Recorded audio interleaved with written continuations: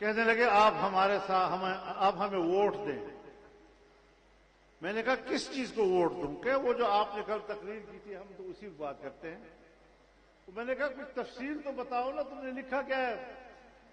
قانون کا مسودہ کہاں ہے؟ قانون کا مسودہ ان کے پاس نہیں تھا اور ترمیم لا رہے تھے.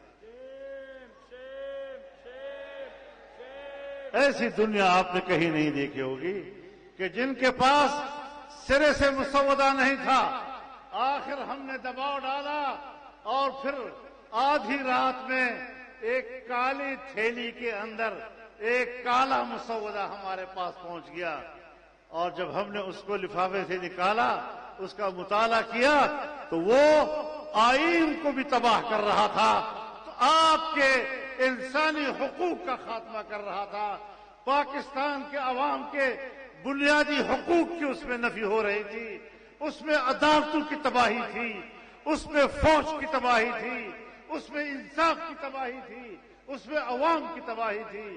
اور اگلے روز ہم نے بڑی صراحت کے ساتھ کہا کہ ہم اس پورے مسودے کو ڈنکے کی چوٹ مسترد کرتے ہیں اور ہم اس کو ووٹ نہیں دیں گے، پاس کر کے دکھاؤ.